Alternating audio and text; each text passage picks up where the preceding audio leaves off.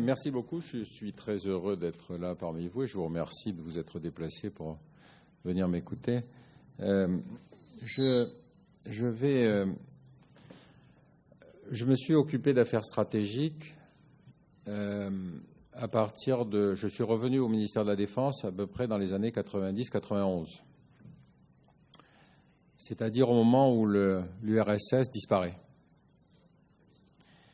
Et le problème quand vous travaillez dans les affaires stratégiques et que votre ennemi disparaît, soit vous licenciez, ce qu'on a essayé de ne pas faire, soit on invente des ennemis. C'est ce qu'ont fait les Américains. Bon. Donc, je vais vous résumer rapidement, si vous voulez, ma réflexion sur les mécanismes qui donnent naissance à la fabrication de l'ennemi, à sa désignation, au choix et aux différents types de guerres. Mais avant ça, je voudrais vous montrer un reportage télévisé fait par CNN, peu de temps après le 11 septembre. Le reporter se promène dans les rues d'une ville américaine et il pose la question, après l'Afghanistan, qui faut-il attaquer? C'est-à-dire que la question est volontairement biaisée. Et en plus, il a une carte qui est fausse, une carte du monde qui est fausse. Donc, si vous voulez, évidemment, ce n'est pas pour parler spécialement des Américains, mais c'est pour montrer que quand une société est traumatisée, il lui faut absolument un ennemi. Donc, je vais commencer par vous passer ce film, et puis on y reviendra, si vous voulez. Donc, voilà, ce film, si vous voulez, n'est pas spécialement destiné à insister sur le traumatisme du 11 septembre, mais c'est surtout pour montrer combien on est spontanément formé à désigner un ennemi quand on est face à une crise. Alors, moi, je vais essayer de parler, évidemment, de la désignation de l'ennemi dans une démocratie. C'est beaucoup plus simple que dans une dictature, parce que dans une dictature, il n'y a qu'un seul individu qui décide. Ce qui m'intéresse beaucoup plus, c'est que quand une démocratie fait la guerre, il faut que cette guerre soit démocratique, c'est-à-dire qu'il faut convaincre l'opinion publique. Alors, quelques remarques d'abord. Une démocratie n'est pas pacifiste par nature. Et une dictature n'est pas belliciste par nature. Le meilleur exemple, c'est que la France et la Grande-Bretagne, qui étaient les deux seules démocraties du XIXe siècle, ont colonisé la moitié de la planète, chacune, que Israël continue à coloniser les territoires occupés et que les États-Unis ont attaqué l'Irak d'une guerre illégale. Bon. Donc, une démocratie n'est pas pacifiste par nature. Deuxième remarque, la guerre, c'est une inversion complète de nos valeurs. Parce que, en temps normal, il est interdit de tuer. Si on tue, on est condamné. Alors que dans la guerre, vous êtes obligé de tuer. Si vous ne tuez pas, vous êtes tué par vos compatriotes. Bon. Donc, il vaut mieux être convaincu quand on part faire la guerre dans une démocratie. Donc, une guerre qui est menée par une démocratie ici doit être démocratique. Deuxième, encore quelques idées simples. Les guerres des autres paraissent toujours stupides. Et en plus, on sait toujours que la guerre est une catastrophe. Et donc, question pour nous, est-ce que nos guerres à nous sont plus légitimes? Alors, pourquoi je me dis ça? Parce que quand on regarde un atlas français qui s'appelle Le Monde rebelle, qui recense la totalité des crises de la planète, et il y en a environ 400, 450. Bon.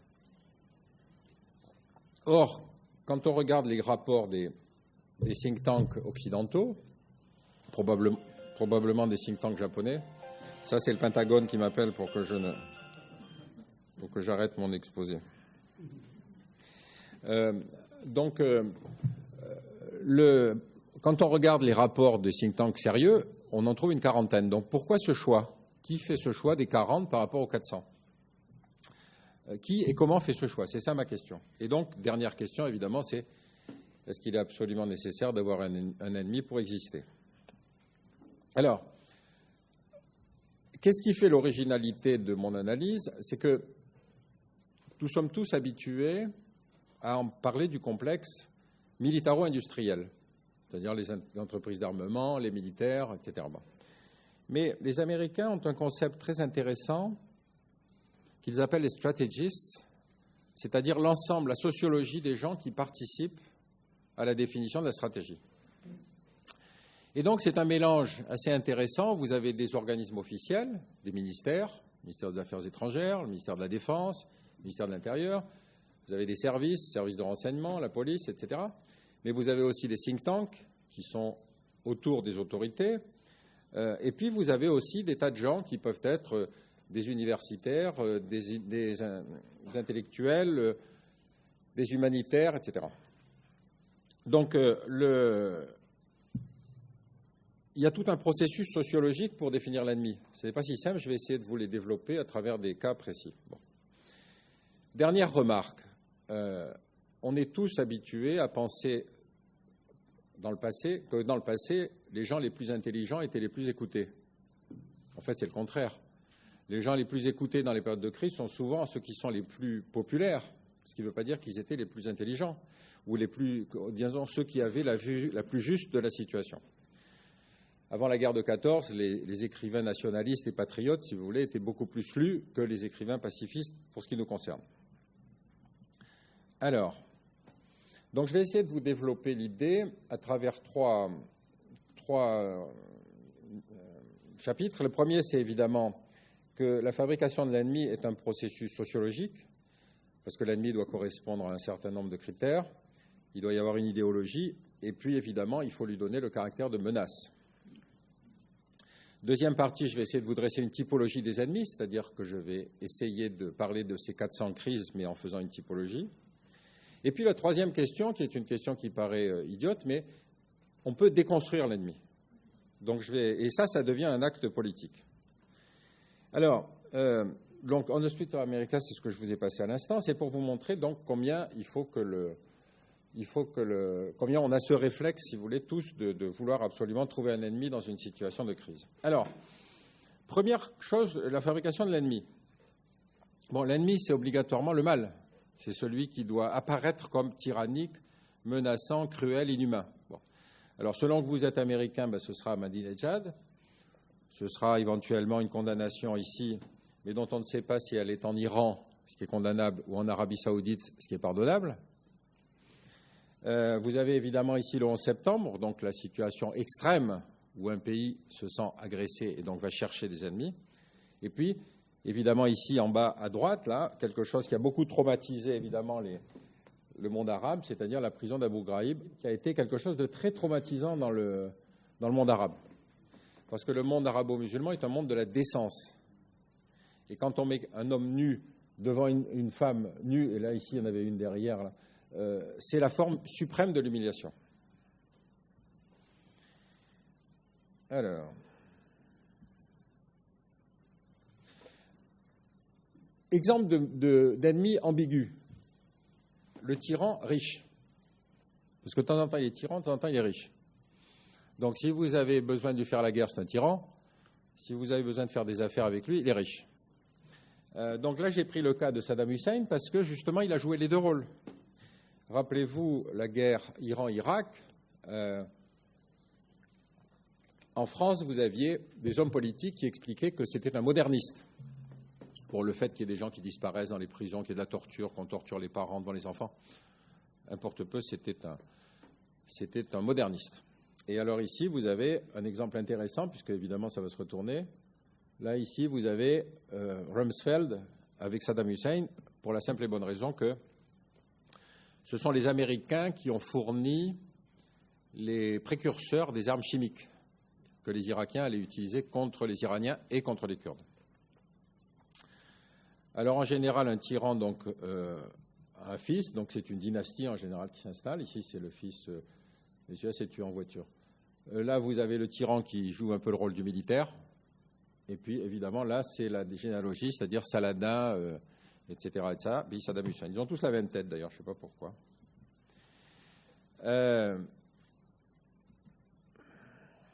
Ensuite, la guerre, c'est donc une violence légitime.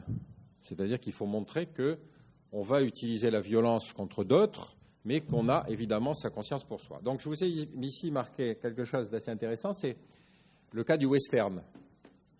Parce que nous avons tous regardé des westerns, enfin, oui, peut-être pas les plus jeunes, mais en tout cas les gens de ma génération. le western, c'est exactement la valorisation d'un génocide. Puisqu'en fait, c'est le génocideur, le cow-boy, qui est le héros, et c'est la victime, l'Indien, qui est le méchant. Or, on a tous regardé ce genre de western. John Wayne a fait toute sa carrière là-dessus. Et vous voyez, le massacre de Fort Apache, c'était un de ces westerns. Ici, vous avez la nouvelle version de la violence légitime, c'est Rambo. Je l'ai mis ici parce que c'est une présentation de la violence qui est particulièrement caricaturale. Dans ce film, Rambo 2, il tue 75 personnes. Je les ai comptées. Vous imaginez ce que c'est qu'un combattant qui tue 75 personnes? Si vous remarquez, il est toujours torse nu, d'ailleurs, c'est plus simple pour lui. Et là, il a un RPG-7, c'est-à-dire une arme anti-char, ce qui est évidemment plus simple pour tuer beaucoup de gens d'un coup. Mais cette présentation de la guerre est complètement incroyable. Si en France, on avait fait un film comme ça, où un ancien combattant du Vietnam, un ancien combattant d'Algérie retournant en Algérie et tuait 75 Algériens, ça ferait un scandale énorme. Aux États-Unis, c'est présenté comme un film hollywoodien. Donc, si vous voulez, on peut légitimer la violence, et évidemment, ici, vous avez des exemples particulièrement évidents. Ensuite, vous avez évidemment le rôle des médias, qui est important pour expliquer la guerre. Alors, ici, par exemple, c'était le moment où notre président Chirac a refusé d'aller en Irak. Et donc ça, c'est un titre du groupe Fox News, qui est le groupe de Rupert Murdoch, qui était le groupe qui a soutenu la guerre en Irak, mais totalement. C'est-à-dire que même Ted Turner, le patron de CNN, avait accusé Fox News d'avoir poussé à la guerre. Bon. Ici, vous voyez l'élégance de la critique contre Chirac. On est effectivement tout à fait dans la diabolisation.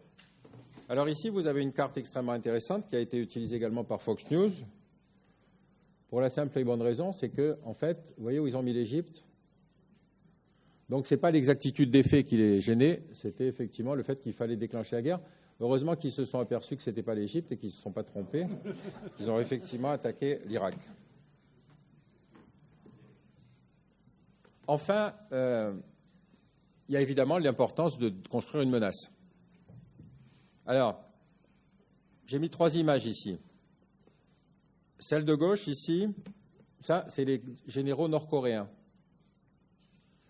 Là, c'est l'exemple même, si vous voulez, donc, du régime militariste. Il est tellement militariste qu'il y a tellement de médailles qu'ils n'ont plus de place pour mettre les médailles sur le plastron. Vous voyez, ça descend sur le pantalon.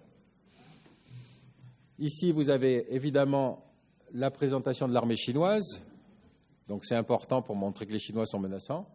Et là, vous avez l'exemple même d'une erreur historique majeure de l'Occident, c'est-à-dire Nasser. Nasser était un nationaliste arabe qu'on a présenté comme socialiste, donc communiste.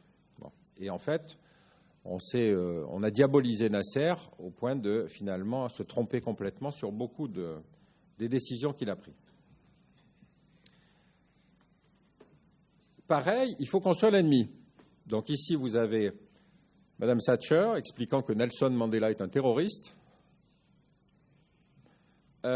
Ici, vous avez la présentation du rapport de Tony Blair expliquant que l'Irak avait des missiles qui pouvaient se déclencher en 45 minutes. Ici, là. En fait, c'était un rapport d'un stagiaire du ministère de la Défense qui a reconnu qu'il avait écrit n'importe quoi. Et puis là, ici, si vous reconnaissez, Colin Powell expliquant que l'Irak avait donc des bacilles et des produits chimiques capables de tuer, qu'ils pouvaient utiliser dans la guerre. Alors, je me suis toujours demandé si vraiment il avait dans la petite fiole, là, s'il avait dans le petit truc, vraiment des armes chimiques. Parce que s'il avait laissé tomber la pipette, là, s'il avait laissé tomber la bouteille, il aurait tué l'Assemblée générale de l'ONU. Donc, il y avait un double mensonge. Dernière remarque, si vous voulez, le rôle joué par les think tanks et par les intellectuels dans la construction de l'ennemi. Alors là, vous avez quelque chose que tout le monde a connu, c'est-à-dire le choc des civilisations. Cet ouvrage j'ai déjà un trou. Comment s'appelle l'auteur de Huntington. Pourquoi je cite cet exemple-là? Parce que le livre a été traduit en 35 langues. Ça veut dire que c'est un livre qui a structuré tout le débat stratégique mondial. Bon, j'espère arriver à 35, mais je suis encore un peu loin. Donc, c'est là vous avez l'exemple, si vous voulez, de la puissance d'un système qui, effectivement, à un moment, va vous formaliser le débat. Il n'était pas possible de dire... Alors, évidemment, Huntington dit que le monde arabo-musulman, par exemple, est structurellement agressif. Venant d'un néoconservateur américain, ça a quand même un certain piquant. Alors là, il y en a un aussi que j'aime beaucoup, c'est l'invention d'un concept du 19e siècle qui est le péril jaune. Le péril jaune est une invention de l'empereur d'Allemagne Guillaume II parce que l'Allemagne était en retard dans la colonisation par rapport à la France et la Grande-Bretagne.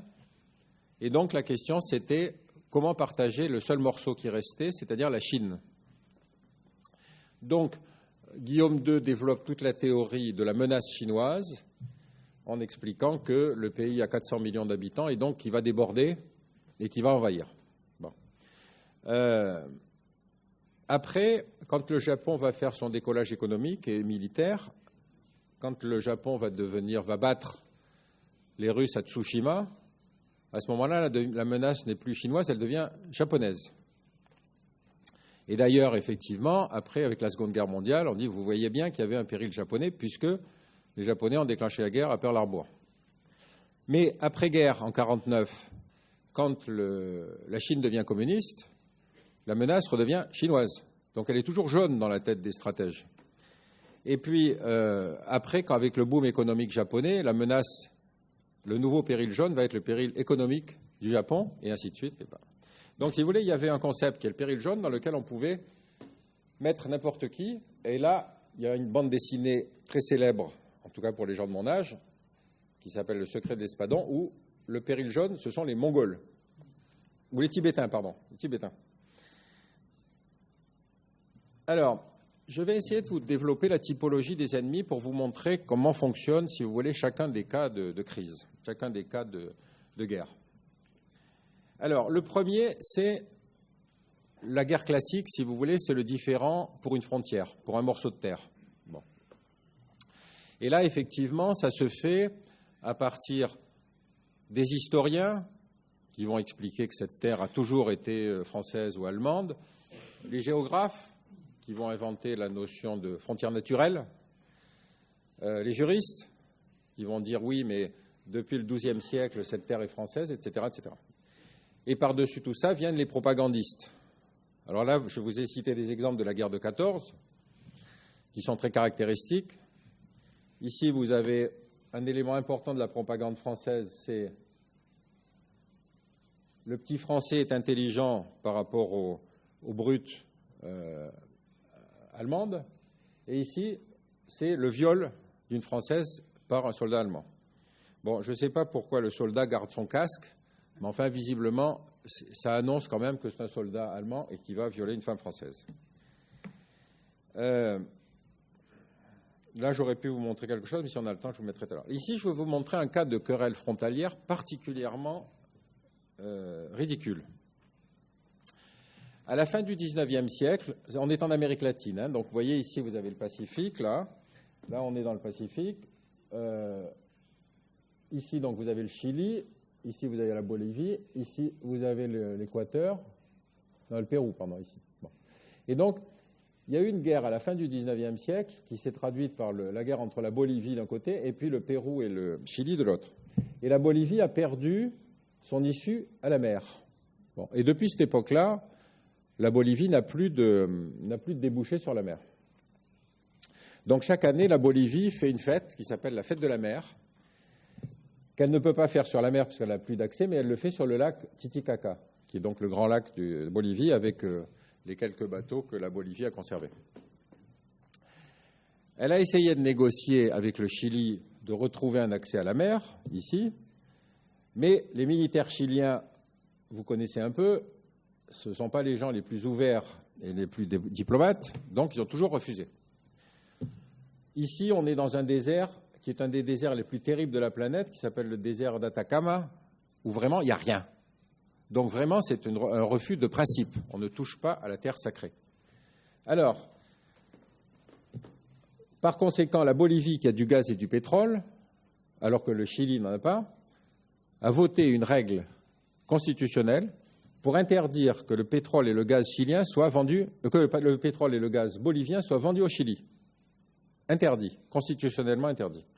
Donc, la Bolivie a été obligée de construire un pipeline qui passe par ici à travers le Paraguay, l'Uruguay, l'Argentine pour passer au-dessous de l'Amérique latine, au-dessous de la Terre de Feu, pour aller ensuite sur les marchés asiatiques qui sont là. Bon. Donc là, vous avez une situation où le blocage est complet et stupide. Et donc, un jour ou l'autre, la guerre reprendra. Bon, ici, je vous le montre simplement pour vous montrer combien, même dans le cas des Européens, la situation est aussi stupide. Ici, vous avez une carte qui vous montre la façon dont le découpage a été fait entre la Grèce et la Turquie, c'est-à-dire que toutes les îles de la mer Égée sont toutes grecques, et qu'à chaque fois qu'un avion turc ne tourne pas assez vite, si vous voulez, qui survole un peu la mer Égée, hop, il y a une protestation de la Grèce. En fait, vous pensez bien que les Turcs ont autre chose à faire que de s'occuper des Grecs, mais les Grecs considèrent que véritablement la Turquie est une menace constante. Deuxième cas de figure, si vous voulez, c'est le cas qu'on a connu pendant la guerre froide ou c'est le cas qu'on a connu au moment de la rivalité franco-britannique. C'est le cas classique de l'impérialisme. Alors l'impérialisme, effectivement, ça consiste à expliquer qu'on conquiert la planète parce qu'on veut faire le bien des gens. Donc ici, vous avez par exemple la version française de la colonisation, là. C'est-à-dire que la France colonise, vous voyez, vous avez des Asiatiques, vous avez des Africains, et puis vous avez des Maghrébins, et on explique qu'on colonise, mais parce que la France apporte la culture et la civilisation. Ici, vous avez la version britannique. La version britannique, c'est-à-dire la Grande-Bretagne dirige le monde, et en fait, attendez, oui, voilà.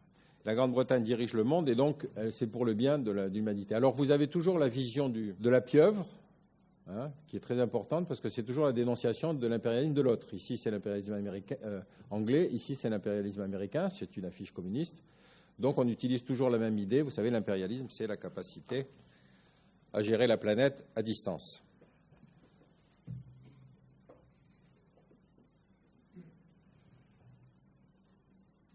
Alors, ici, vous avez donc un exemple d'application précise des séquelles de l'impérialisme. Ici, vous avez donc ce qu'on appelle le plan Sykes-Picot, qui est le plan signé entre un diplomate français, M. Picot, et un diplomate britannique, M. Sykes, pour partager l'Empire ottoman. Et donc, ça a donné naissance aux États aujourd'hui, c'est-à-dire, ici, vous allez avoir donc l'État d'Israël qui va être pris sur le mandat britannique. Ici, pendant un temps, vous aurez la Syrie française qui sera ensuite prise par les Britanniques. Ici, vous allez avoir l'Irak. Et puis, évidemment, ici, le Koweït qui va être séparé de l'Irak pour en faire un émirat indépendant parce que disposant de pétrole.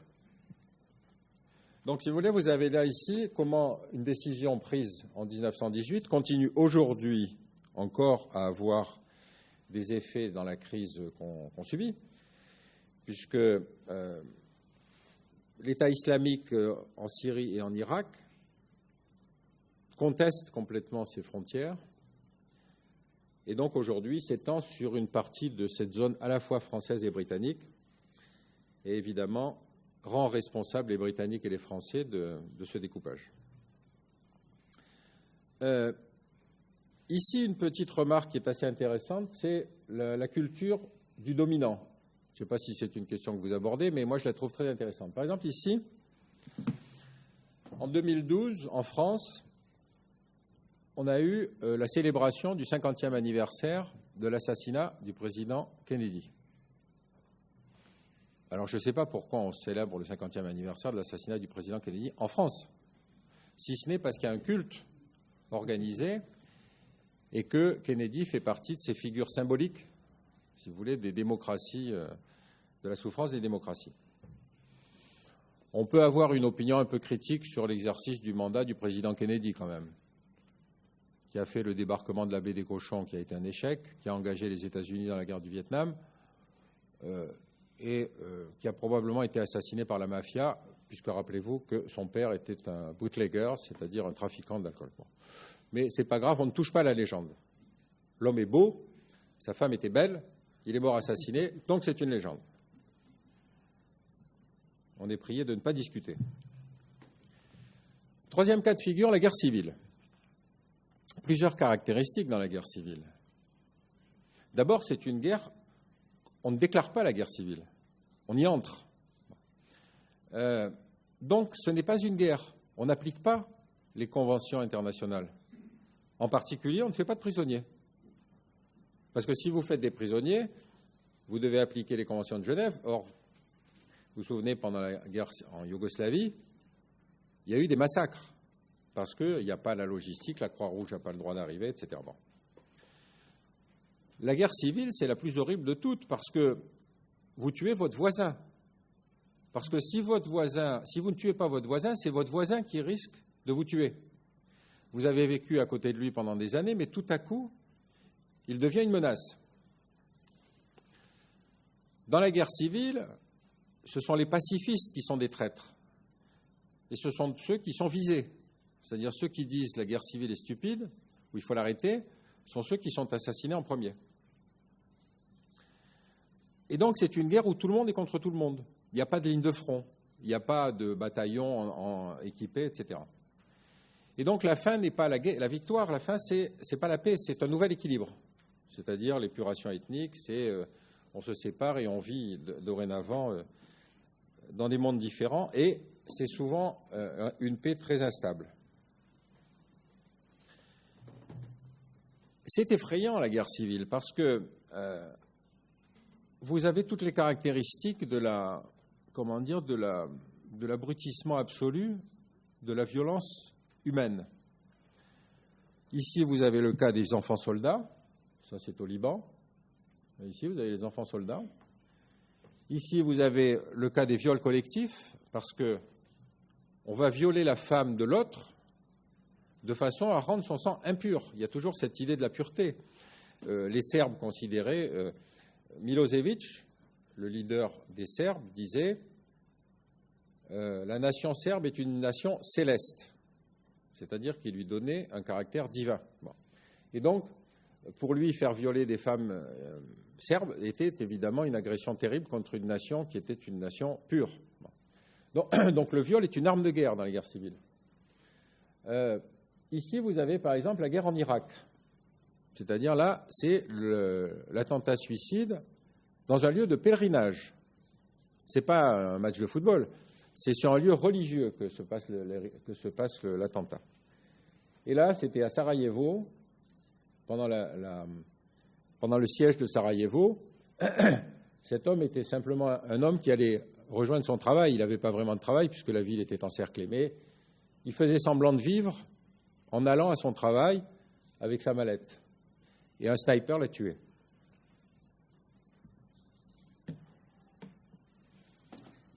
Troisième catégorie, ce sont les guerres que j'ai appelées les guerres idéocratiques, c'est-à-dire les guerres dans lesquelles l'idéologie est le moteur principal.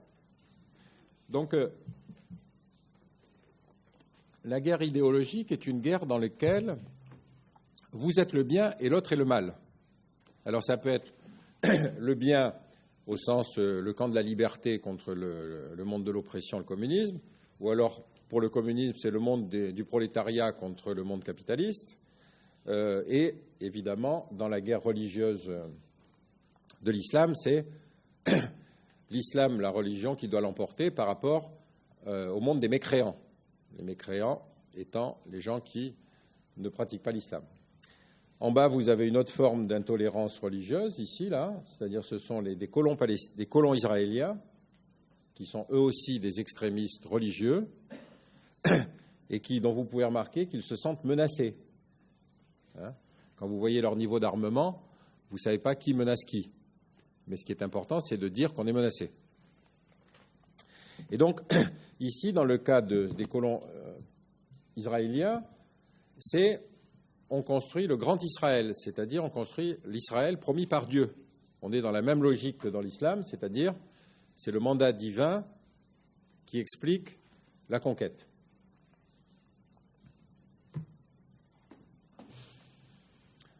Autre catégorie, évidemment, c'est l'ennemi caché, c'est-à-dire, vous savez, la théorie du complot, c'est-à-dire il y a une force secrète qui agit à l'intérieur de notre société et qui va expliquer ses problèmes, qui va expliquer ses difficultés, etc. etc. Bon.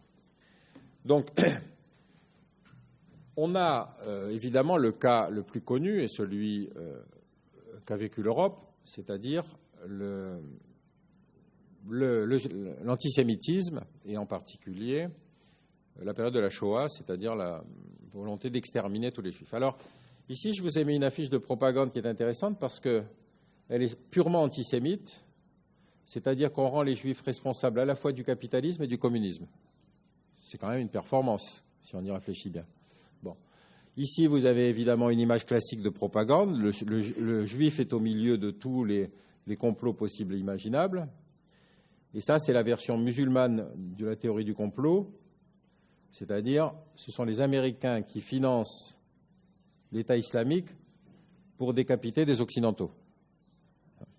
Donc la théorie du complot, c'est toujours pareil, c'est l'idée qu'il y a une vérité cachée et qu'il faut découvrir cette vérité cachée pour comprendre le monde. Alors, la théorie du complot, c'est extrêmement difficile à contrer parce que si vous avez l'occasion de visiter des sites, ce qu'on appelle des sites complotistes, c'est une réflexion totalement fermée. C'est-à-dire, on vous donne 358 preuves de ce qu'on veut vous affirmer, mais vous n'avez aucun moyen de vérifier les 358 preuves ou les 372 preuves qu'on va vous donner. Et surtout, si vous contestez le complot, c'est que vous êtes membre du complot. Donc, c'est une idéologie complètement fermée, si vous voulez, dans laquelle on n'a aucun... C'est extrêmement difficile de pénétrer. Alors, moi, j'ai un ami qui est convaincu de la théorie du complot et qui m'explique régulièrement que les Américains n'ont jamais débarqué sur la Lune, que tout était fait dans une pièce de théâtre, dans un théâtre, etc. Je ne sais pas ce que ça lui apporte, mais enfin, il a l'air d'être content. Autre cas classique, c'est celui de l'occupation, c'est-à-dire on occupe un territoire étranger et on explique que l'autre est un sauvage. Et comme tout sauvage, il ne comprend que la force. Donc, on n'ouvre pas de politique, de débat politique avec lui, puisque c'est un sauvage contre lequel seule la force va permettre d'agir. Donc, ici, vous avez une image de la troupe française en Algérie, donc qui sont en train de tuer des gens qui n'ont rien à voir. Ici, vous avez le cas de la répression du Bloody Sunday en Irlande du Nord, où, vous rappelez-vous, les catholiques se contentaient de demander les droits politiques, simplement. Ici, vous avez des t-shirts en vente en Israël, dans lesquels, ici, on vous explique que tuer une femme palestinienne enceinte, c'est plus efficace parce qu'on tue deux Palestiniens d'un coup. Et ici, vous avez une carte qui représente les implantations des colonies juives et les routes interdites aux Palestiniens. Et on s'est simplement contenté d'écarter, si vous voulez, les espaces. Et donc, ça vous montre qu'il n'y a plus aujourd'hui possibilité de faire un État palestinien puisque l'État est totalement fragmenté. Voyez ?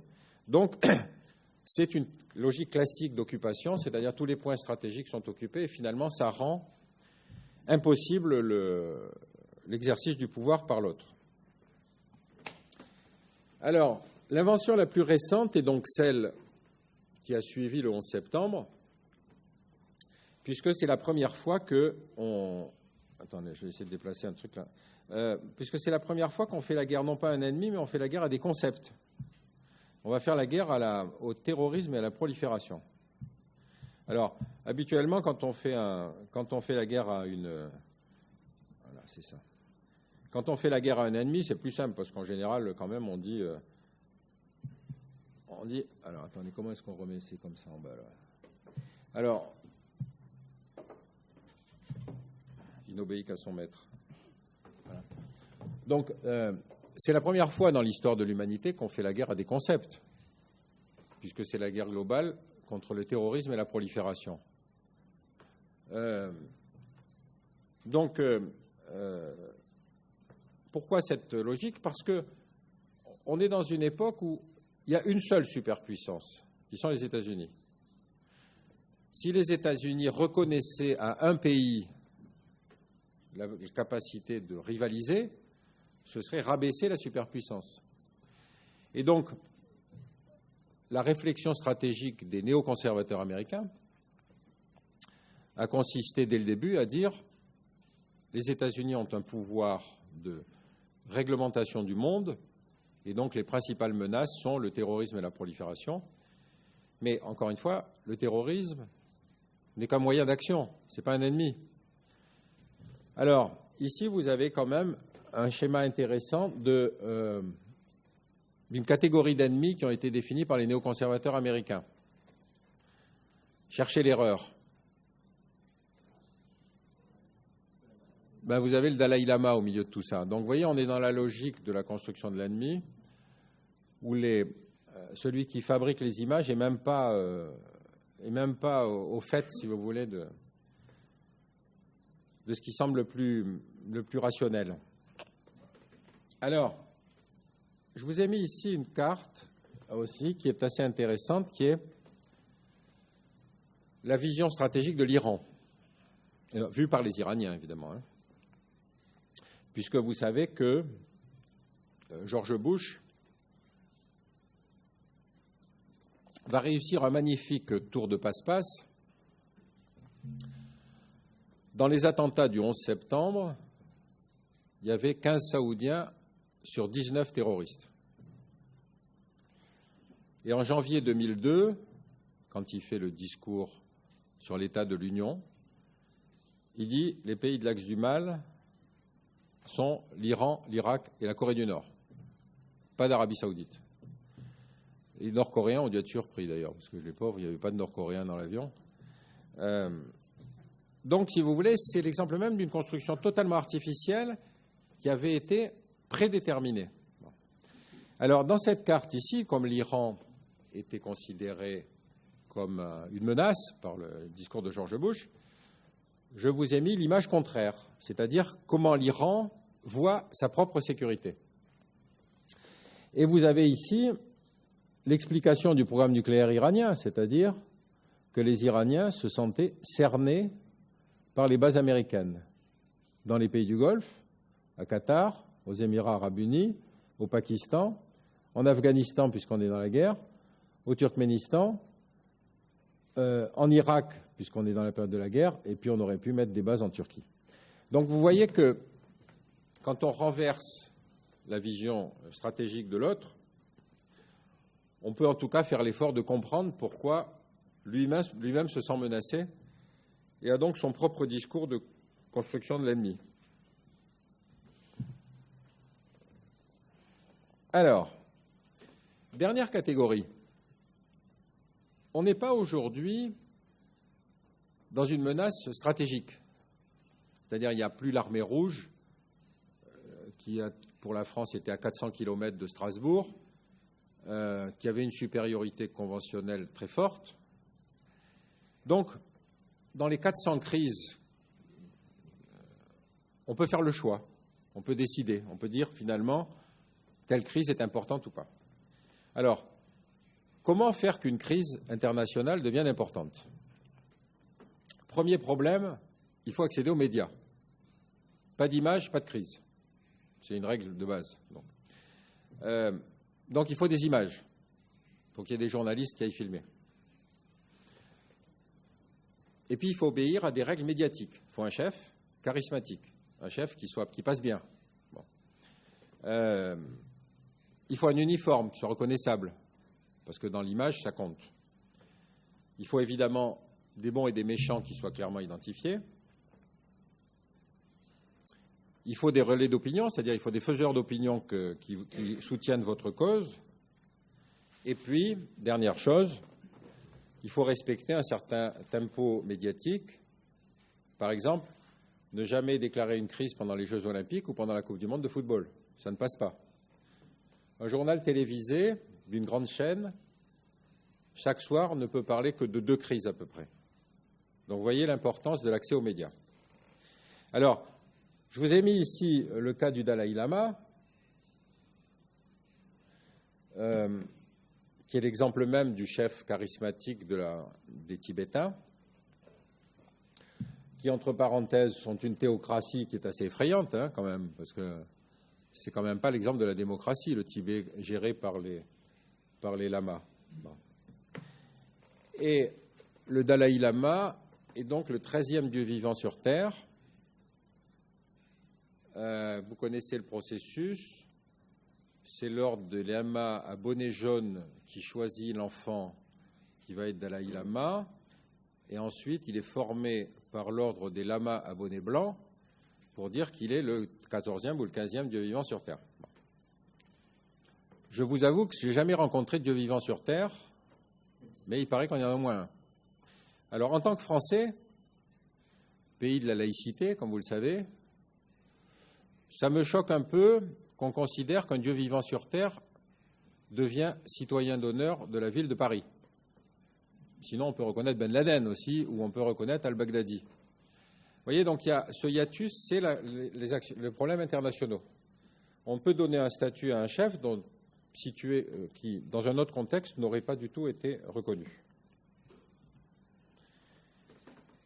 Ensuite, il faut trouver des relais médiatiques. Alors, vous avez 2 catégories extrêmement importantes, qui sont les intellectuels, pas les universitaires, les intellectuels, hein, et les humanitaires. Alors, quand je dis les intellectuels, je veux dire des intellectuels médiatiques, c'est-à-dire des intellectuels qui peuvent accéder aux médias. Alors, nous en avons un très bon exemple ici, qui est Bernard-Henri Lévy.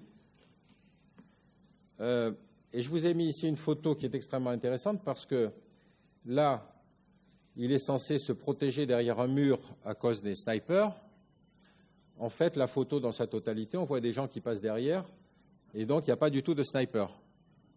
Mais c'est important qu'un intellectuel puisse montrer qu'il est allé dans un lieu de crise. Bon. Bernard-Henri Lévy s'est fait une spécialité de ça et vous connaissez son rôle dans le déclenchement de la guerre en Libye. Deuxième catégorie, ce sont les organisations humanitaires. Les organisations humanitaires sont très importantes parce qu'elles disent « nous connaissons les victimes, donc on va dire qui sont les bourreaux ». Et elles sont souvent présentes dans des crises où les armées ne sont pas. Donc les humanitaires pèsent beaucoup à cause de leur prestige pour définir les conditions d'une crise.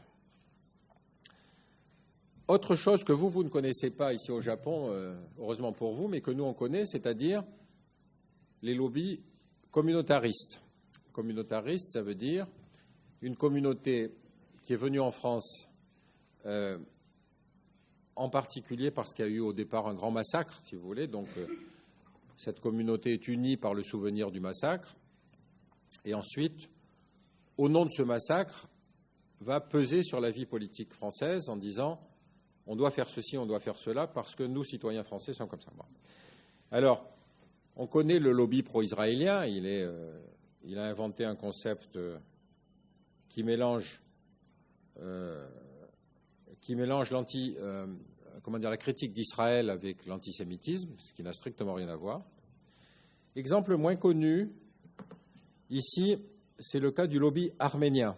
Le lobby arménien a fait l'objet évidemment d'un massacre en 1915, ce massacre ayant eu lieu en Turquie, bon, ici. Mais aujourd'hui, l'Arménie occupe une partie de l'Azerbaïdjan en expliquant que c'est eux les victimes.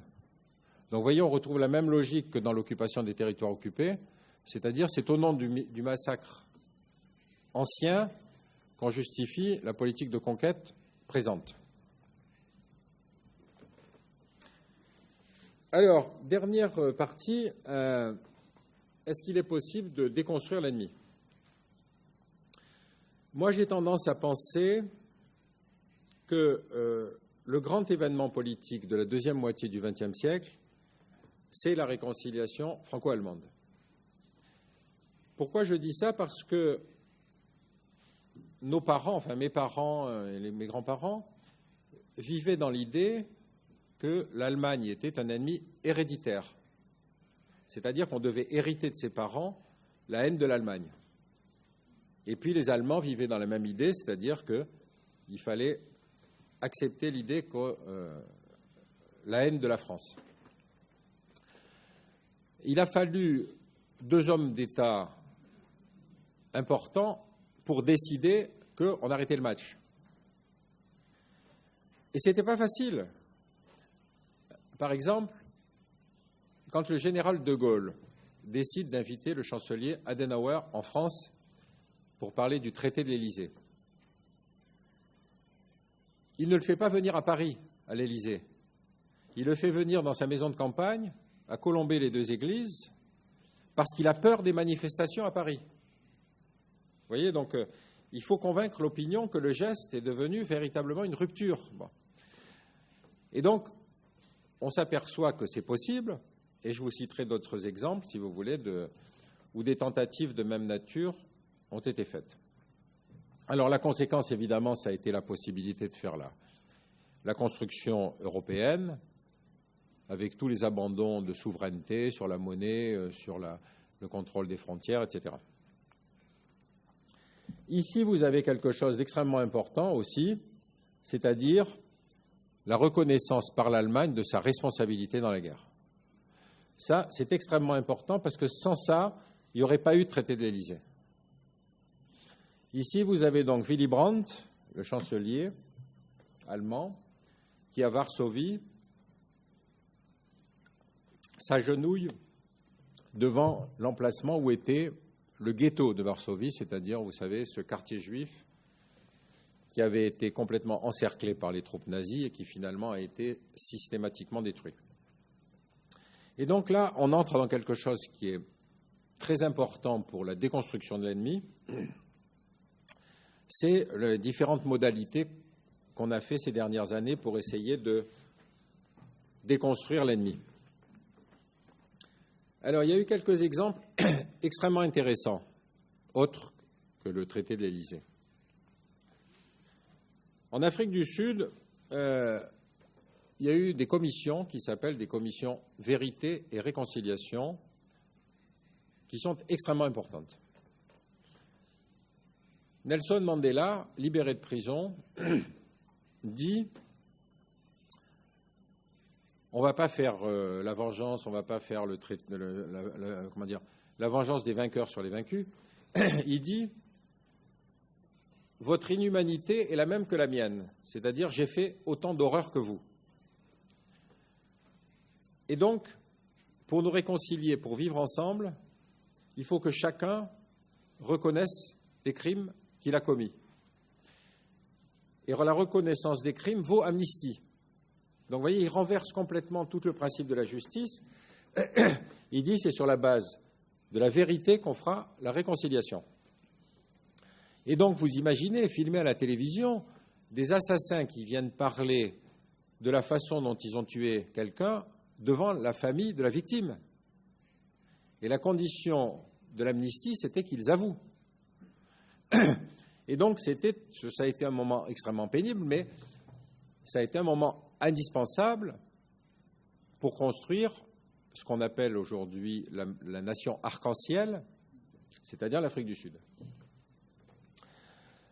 Alors, il y a eu d'autres tentatives aussi de résoudre des questions de génocide. Au Rwanda, où il y a eu à peu près 800 000 morts en 4 semaines, vous vous rendez compte de la rapidité, de la brutalité du génocide, c'était en quelque sorte un génocide populaire, c'est-à-dire que le Hutu tuait le Tutsi qui habitait à côté de chez lui.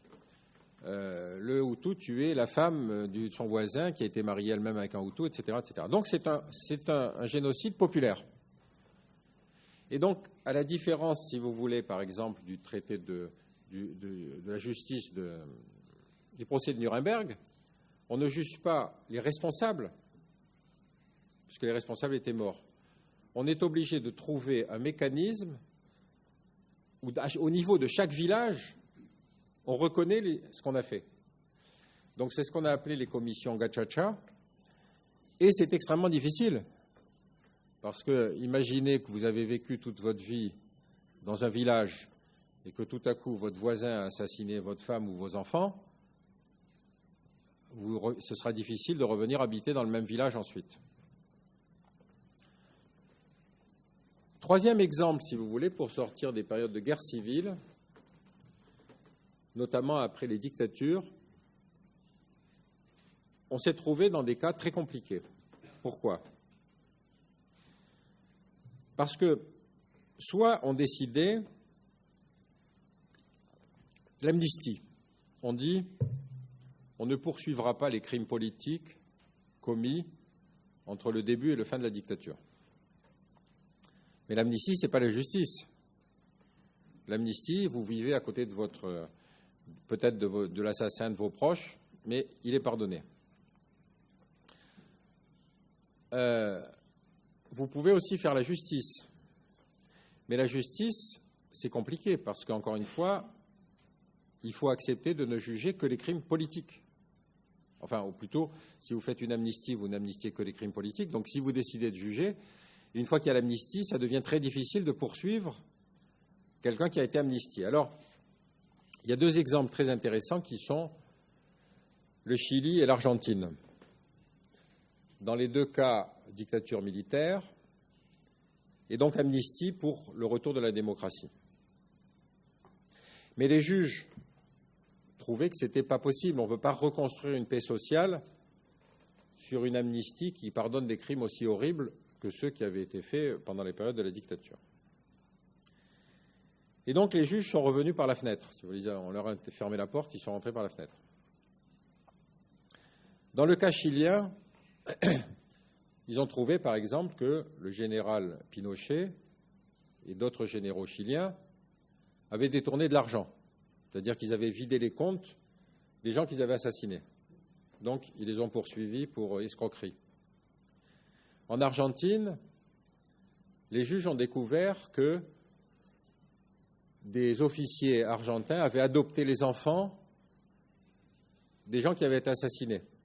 Et que souvent, ils ne le savaient pas. Ces enfants pensaient que c'était leurs parents, qu'ils avaient été adoptés, etc. Donc, ils les ont poursuivis pour enlèvement d'enfants. Mais vous voyez la difficulté de la loi d'amnistie, c'est qu'on a toujours un arrière-goût de justice qui n'est pas rendu. En Algérie, on a eu le même cas, c'est-à-dire après 10 ans de guerre civile, horrible, 100 000 morts, le président Bouteflika décide de faire une amnistie. Donc, on pardonne aux islamistes qui n'avaient pas commis de crime de sang. Et il y a eu le cas très intéressant d'un vieux monsieur qui a vu revenir dans son quartier un islamiste qui avait probablement assassiné son fils. Et donc, il a été obligé de vivre à côté de lui tout le temps. Et donc, un beau jour, il a craqué et il a assassiné l'islamiste. Donc, lui est poursuivi par la justice algérienne, mais l'islamiste n'était pas poursuivi par la justice algérienne à cause de la loi d'amnistie. Bon. Donc, vous voyez, ces questions de droit sont des questions extrêmement difficiles à résoudre dans les questions de sortie de guerre civile. Le cas le plus caricatural, c'est le cas espagnol du général Pinochet, parce que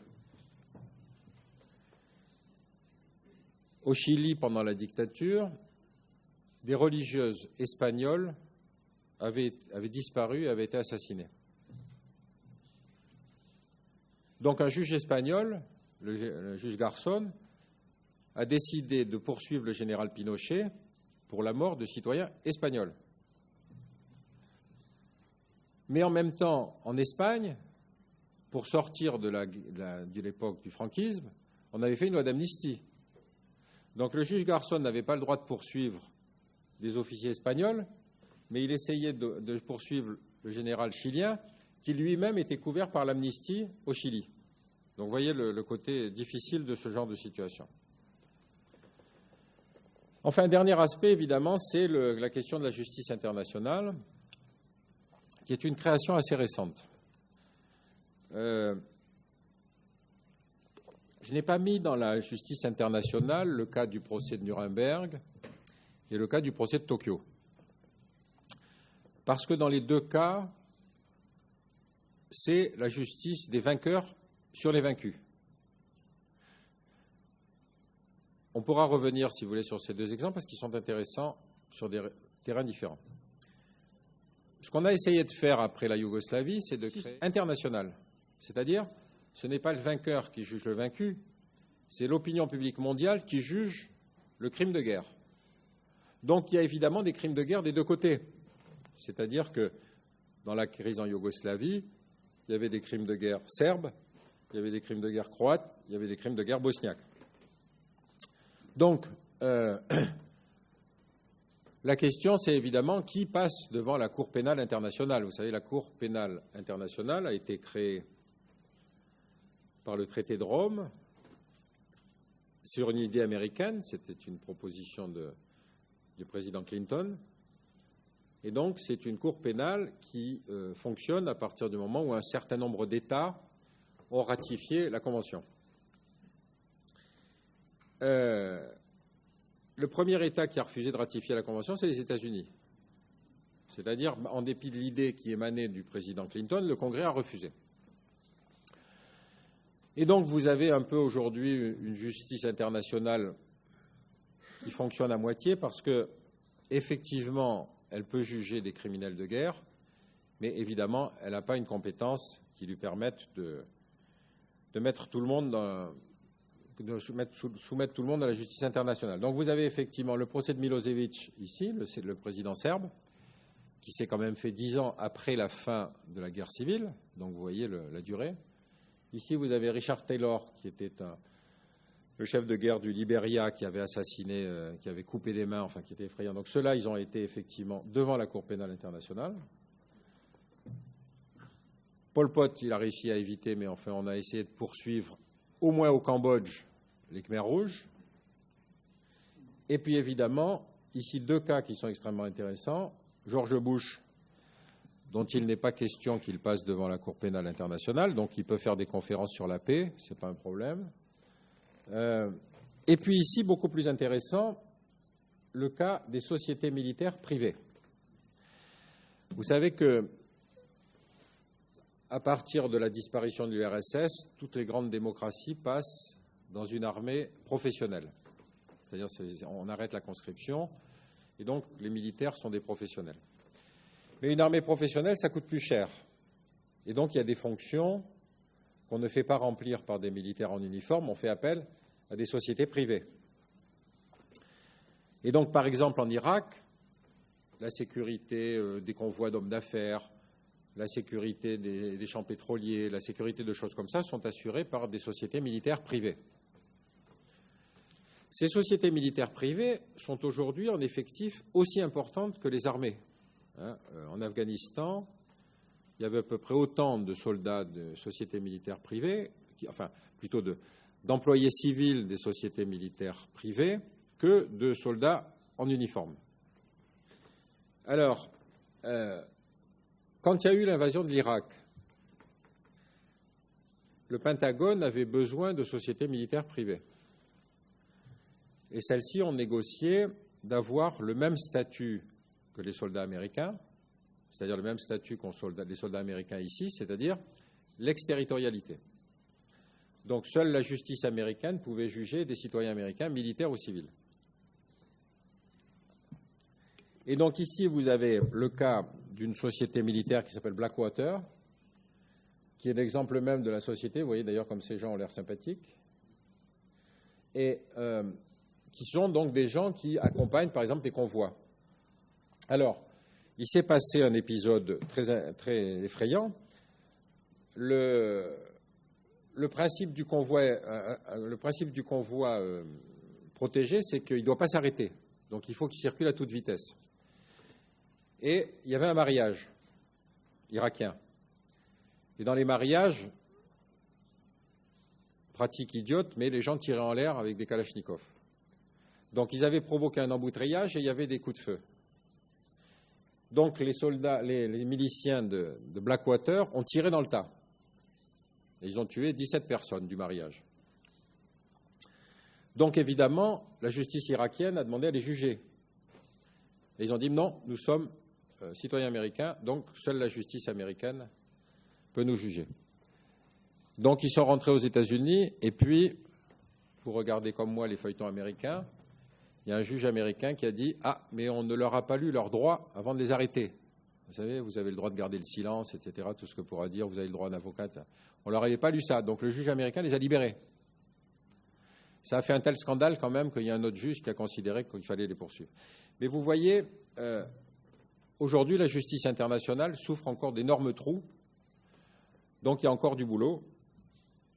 Et donc, j'espère qu'on se reverra dans quelques années. Voilà. Je vous remercie de votre attention.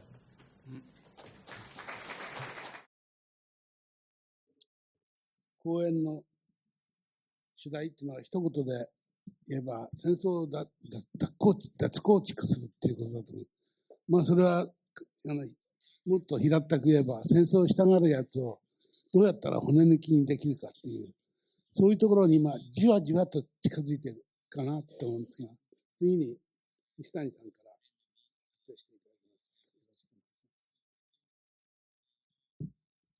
西谷です。よろしくお願いします。なんかね、この20年ぐらい、日本では普段はフランス語を使う機会が一切ないものですから、だから、あまり時間を取らないために、私は日本語で話して、三浦さんと、それから島崎さんに、翻訳をお願いすることにします。で、私は、このコネサさんのお仕事に大変興味を持ったのは、実は、私のアプローチとは全然違う。私は、哲学というか、思想を専門にやっているものですけれども、で、コネサさんは実際に、フランスの国防省の高級官僚で、ストラテジストの仕事を現場でずっとやってきた人なわけですね。で、けれども、まず大変興味深く思ったのは、コネサさんが、ご自分のお仕事の一つの、なんていうんですか、お仕事を始めるときの目安として、冷戦の終わりということを言われるわけです。で、実は私も、本当はもっと哲学的、文学的な仕事をしてたんですけれども、ちょうど冷戦が終わった頃に、改めて、これから世界はどうなるのかということを考えつつね、20世紀は世界戦争の時代であったと。で、そうすると戦争がこれからどうなるんだろうかということを考えたんですね。それで初めて戦争論という本を書いたんですけれども、大雑把に図式的に言いますと、世界の歴史っていうのは結局は西洋の世界化を継承した形での世界の歴史です。で、その流れから見てみますと、近代の世界では戦争っていうのは必ず国家間戦争の形をとってたんですね。で、特にウェストファリア体制以降は主権国家が戦争の主体になる。そして戦争は、国家間戦争なわけです。典型的にはね、ナポレオン戦争の後期を、フランス語なんかだと、ラゲーグ・デ・ナションって言いますね。これ、諸国民戦争っていうふうに訳しますけれども、戦争っていうのはそういうものだったわけです。だから、我々が普段戦争について考えるときも、プロトタイプというか、戦争について戦争について語るっていう時の、もう無言の前提になっているのは国家間戦争なわけですね。でもこの国家間戦争は、なんて言いますか、ある種の自由主義秩序というか、になっていて、で、どの国も戦争する権利があると。だから、戦争を自由にすればいいんだけど、でも現実的には、強い国とやったら負けるからね。損するから、じゃあなるべく戦争を起こさないようにというふうにして、勢力均衡によって戦争が抑止されるっていう、そういうような仕組みだったわけですね。で、けれども、この仕組みでやっているときに、ヨーロッパ域内では大きな戦争っていうのはそんなには起こらないけれども、ヨーロッパが全世界に展開していきますから、特に植民地をどうやって獲得するか、あるいはその利権をどうするかというようなことをめぐって、とうとうこの国家間戦争っていうのが世界戦争になっちゃったわけです。つまり一つあるきっかけでもってどこかに火がついてこの国 A 国と B 国の戦争が始まると勢力均衡でいろんな国と連関ができてますから、だから一気にこの戦争が連鎖的に拡大して世界中が戦争になっちゃうわけです。で、それが20世紀の初めにそういう条件ができて、で、最初はそのことがよく自覚されてなかった。だから最初はやってしまったら世界戦争になっちゃったということだったわけですね。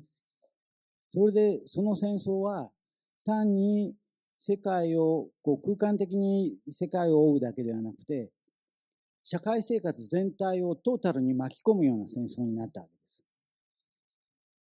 それまでは多かれ少なかれ軍隊が戦場でやるわけですね。それとか専門の人たちが戦争する。ところが、この世界戦争っていうのは、人々の生活を成り立たせている社会総体を巻き込む戦争になるわけです。で、そういう意味で世界戦争っていうふうに言えると思うんですけど、で、1回目やってみたら世界戦争になっちゃった。で、そして2回目はっていうと、だからそういうふうになった戦争はね、やめられないんですね。というのは、それはね、第一次大戦の終わり方っていうのは、ドイツの無条件降伏で終わります。で、無条件降伏っていうのは、戦争の一方の主体が完全に解体されちゃったっていうことです。で、それで、戦後の復興があるわけですけど、2度目、そうするとその復興の間、今度の戦争は必ずや世界戦争になるということを分かってて、準備してやります。そうして総力戦を世界中でやったのが、これが第二次大戦ですよね。そしてその最後に、そういう戦争に対して最も有効な武器、あるいはそういう戦争に必要な武器っていうのが開発されて、それがただ単に戦場だけでなく、武力だけでなく、軍隊だけでなく、人間の生存世界、環境そのものを全部消すっていう絶対的破壊兵器っていうのができるわけです。これが核兵器ですね。そしてこの核兵器は、対向車がはっきりあるというこの関係の中では、この核兵器があると、これで戦争ができなくなります。だからそれによって戦争が凍結されるっていう時代に入ります。これが冷戦期ですね。そして、その凍結された戦争の下で、両方が軍備を競うわけですね。そして、その軍備を競うっていうことは、実際はどういう内容を持つかというと、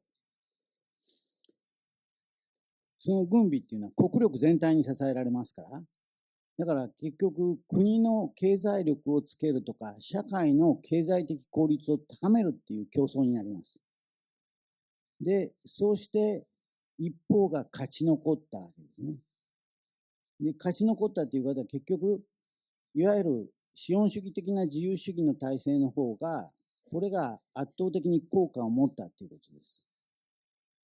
それで、そうするとね、ブラウン運動っていうのがありますけど、あるシステムの中で、一つ一つの要素を自由に解放しておくと、分子がぶつかって、アトランダムにぶつかってね、そして一つのシステムの熱量は非常に高まります。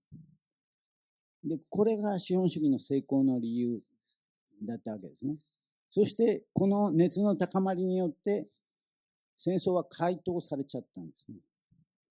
それで、これで冷戦が終わりっていうことになって、一方の社会主義システムが潰れたとすると、じゃあ何が残るか。これがグローバル経済競争の秩序です。で、そうなると、冷戦期は、だから諸国民戦争の時代から世界戦争になっちゃいます。そして、その世界戦争は2極に分かれた冷戦構造の中で、敵と味方っていうのが絶対的に区別される時代があった。で、それが解消されちゃったら、まさに敵が見えなくなるわけです。それで、その段階で、いかにしてこの敵をファブリケートするかということが、今度は戦争にとって、あるいは国際世界の秩序、あるいは無秩序にとって、どういう機能を果たしてきたかっていうのを、コネッサさんは精緻に分析されたと思うんですね。で、私はね、そこで、じゃあ、そういうふうにして解凍された戦争がどうなるのかと考えたんです。でそれはね、形のない戦争になります。つまり、まさにね、敵がいないから、形がない戦争になる。で、その時に敵はいわばね、バーチャルになるんです。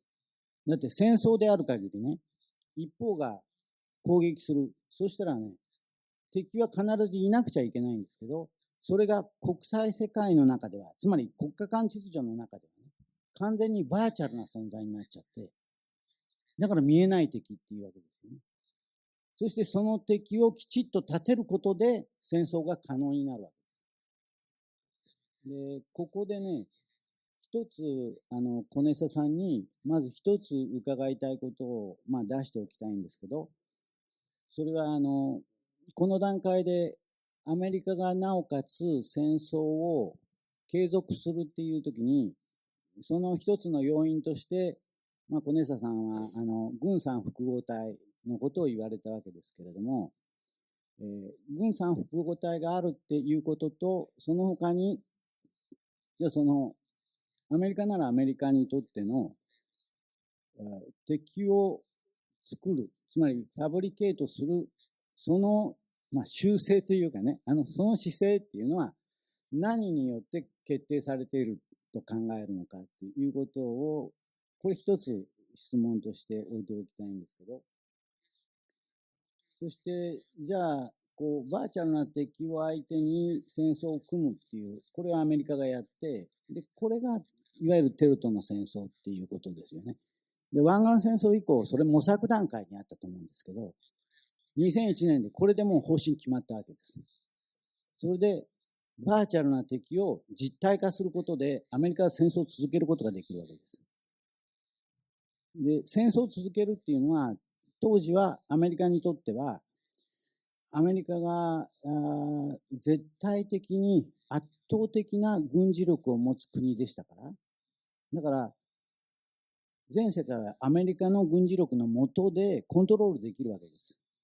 で、このことをアメリカ国家は維持し続けようとしたっていうのは、これはもう明らかだと思うんですね。で、そして、その敵はバーチャルですから、そのバーチャルな敵を様々な形で、現実化できるような形で、それこそファブリケーションしていくという。で、そういうことが行われてて、そして、まさに、その、民主主義の体制っていうのは、民主主義の体制の下では、戦争するのは国ですからね。国が戦争するためには、一般のというか人々の同意を取り付けないといけないわけです。だから人々がこの国がする戦争に同調するような、賛同するような、状況にしないといけない。それでないと選挙に勝てませんから。で、政権を取れないわけですよね。だから、そのために、様々な手段がある。で、コネッサさんはそこらあたりの類型を見事にこう整理してあげてくれてるわけですね。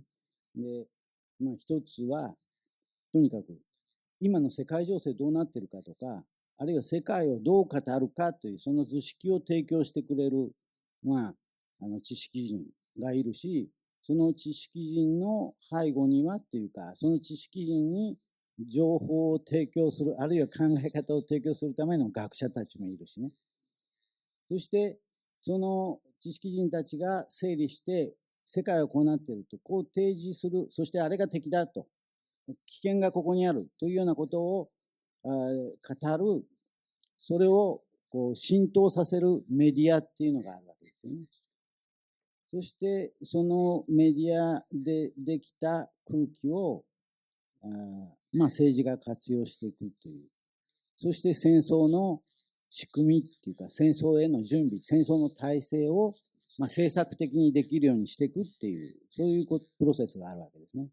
で、ここら辺のことは、この20年間にわたる世界の様々なところで起きた現象を、本当にコネッサさんはよくご存知で、いろんな例を挙げてくれてて、見事にいろいろ整理してくれてるわけですけど、で、それを私の観点から言いますと、だから、私はもうちょっと大雑把に考えるというか、個々の一つ一つの情報ということよりも、むしろ、だからテロとの戦争っていうレジームが世界的に敷かれて、そしてそのレジームが自明のことであるかのように、みんなに思わせるというか、そういう仕組みが、メディアだとか、あるいはメディアっていうのはただ新聞、テレビだけではなくてね、日本だけじゃないですけど、一番大きな役割をしているのは PR 会社。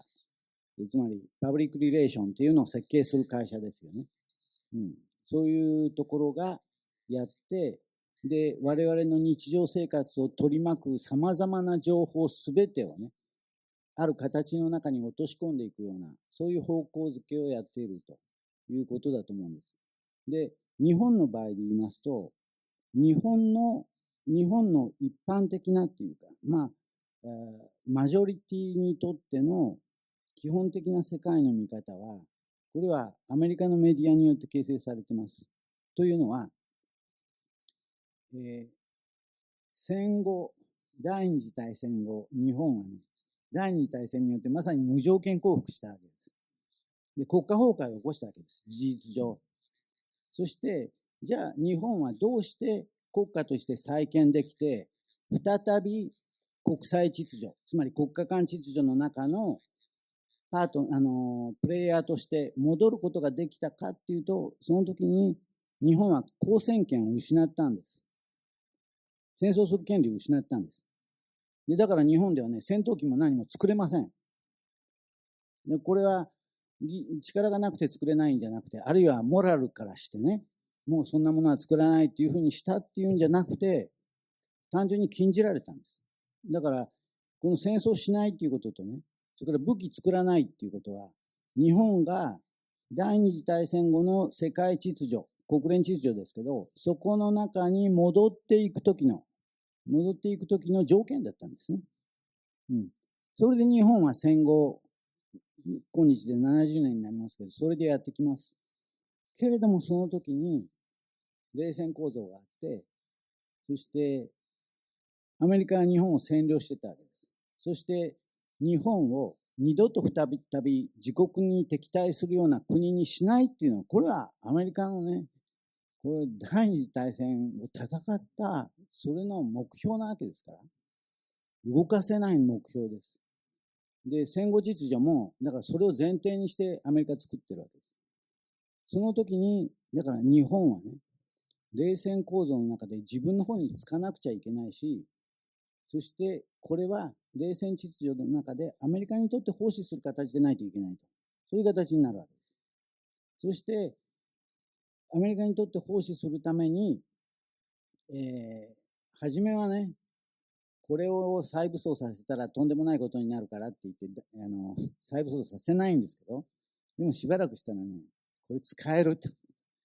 だって戦前はあんなに強かったっていうんでね、これを使う方向になってきます。これが日米安全保障条約体制ということで、日本の再軍備をアメリカは求めるわけですね。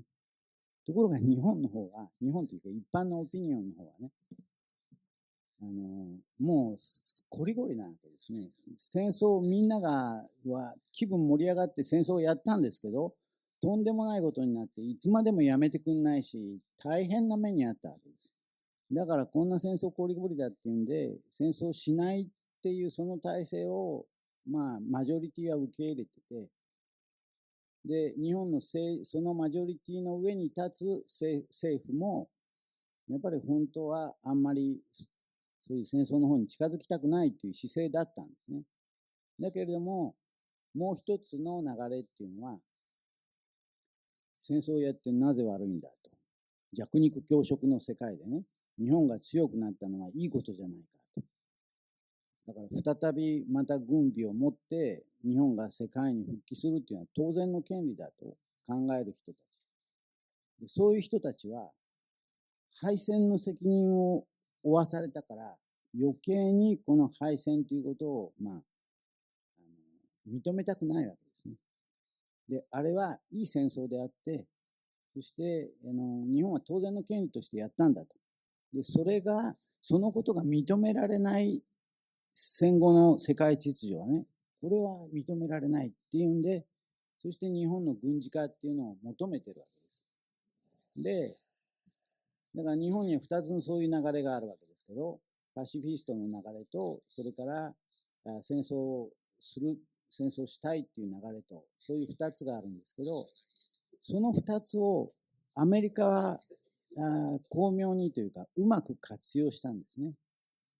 で、だけど、第一条件としてあるのは、アメリカに従属した状態でないと、どっちもできないということなんです。で、だから今日本は軍事化を進めてます。でもその軍事化もね、これは日本が軍備でもって自立するっていう、そういう方向の軍事化ではないんですよね。そうではなくて、日米安保条約っていうのがあって、それで日米軍事協定っていうのがあって、そこでは日本が軍隊を動かすときは、米軍と一体化してやるっていうこともう決まってるんです。だから言い換えれば、米軍の元でないと。米軍に従属して、米軍の一部としてでないと日本の軍隊は動かせませんよと。こういうことになってます。で、だから、日本は、軍事化するのは、ある種の日本が強国、強い国になりたいという願望を実現することだと。そういう、キャンペーンが一方であるわけですけど、そしてその時の、まさに、ファブリケートされる敵っていうのは中国であり北朝鮮なわけですね。そして国内のパシフィストたちなわけです。それが敵になりますね。で、その敵が様々な形でファブリケートされて、そして、じゃあ実際どうなるか。だから、日本で、日本では自衛隊って言いますけど、軍隊を大規模にして、そして武器を作るようにして、武器輸出もできるようにすると。そういう時に、じゃあそれは中国に対して戦争するためになるかというと、そんなことはアメリカが許しません。だから結局、じゃあ日本は何するのか。アメリカが困っているテロとの戦争でやり始めてもう手がつかなくなっちゃって困っているところに、必要に応じて出ていって手伝いなさいっていうことなんですね。だから、日本の軍隊が最初に海外出動するとしたら、今すでに課題になってますけど、南スーダンなわけです。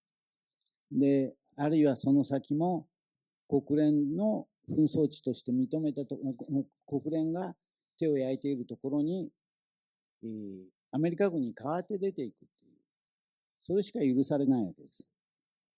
で、じゃあ、東アジアの中国との緊張はっていうと、それは、日本の一般の、ジャーナリスム、マスコミの情報なんかには出てこないというか、ほとんど触れられない形で、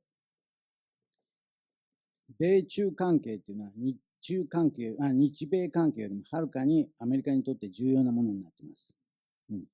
だから、例えば中国にクリントンが国務長官だった頃ですけど、クリントン国務長官が中国に行くと。そうすると、その時に500人ぐらいの政府官僚、それから財界人を連れて行きます。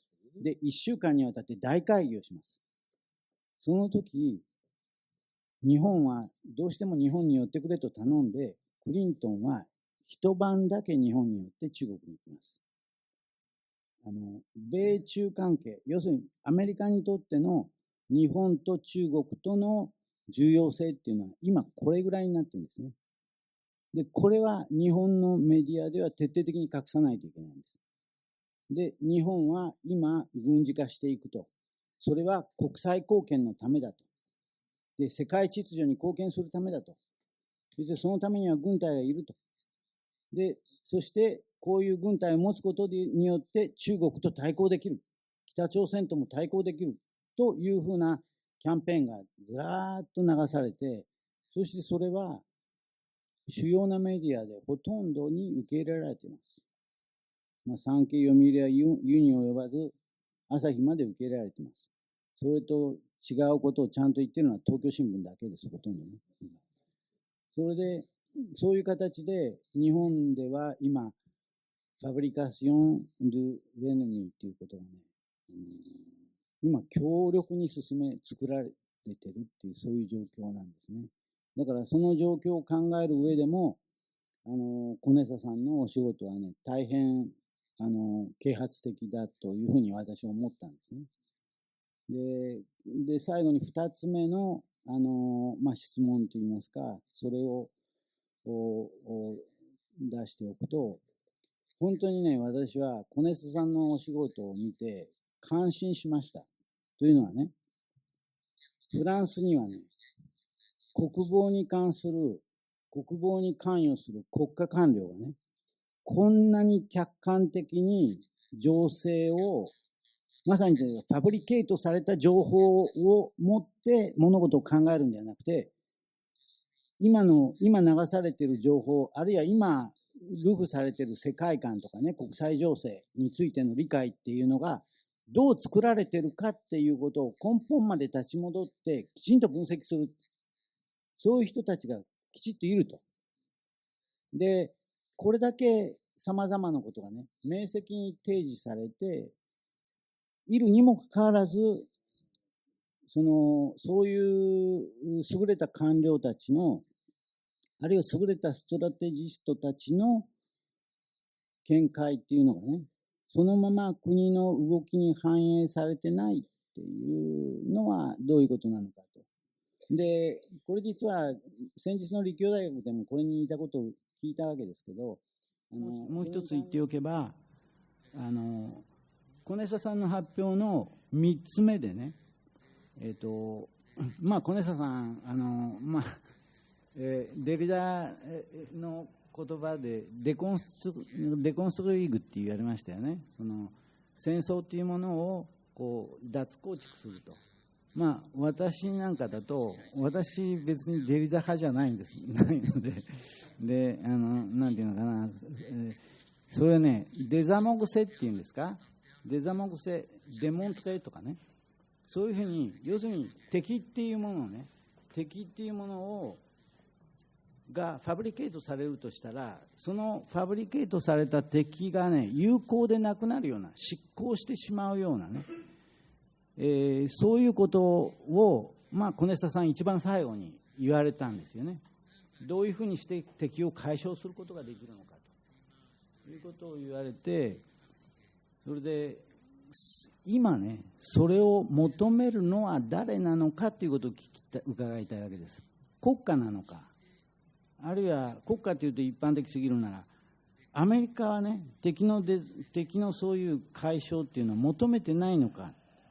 でだからまさにロシア人がね、お前たちに最大の贈り物を、つまりもう敵をなくしてやったっていうふうにロシア人が言ったっていう、それが冷戦の終わりだっていうふうに小夏さん言われるわけですけど、じゃあ今世界最大の軍事国家で、そして世界で一番重みを持っているこの戦争に向けてね、世界をいろいろこうアレンジしているアメリカにとって、アメリカは敵を必要としない時があるのか、あるいはフランスはね、フランスもまた敵を必要としているのか。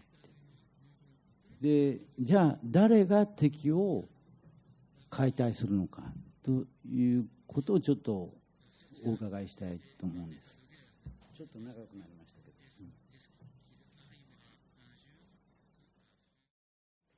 Je vous remercie de votre conférence. Moi, je veux pas me prononcer sur la situation du Japon, que je ne connais pas. Donc, c'est un débat politique qui vous concerne. La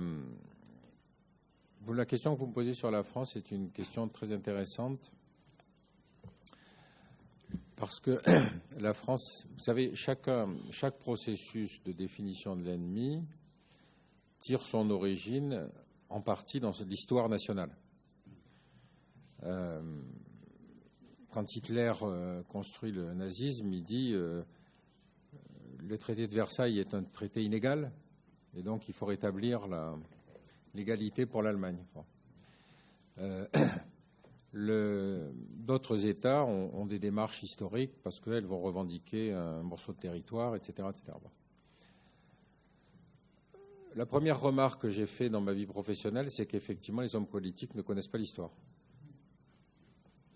Il y a un débat aux États-Unis en ce moment très intéressant parce que des universitaires américains demandent que le futur président soit entouré d'une commission d'historiens. Donc vous voyez, c'est un débat déjà très important.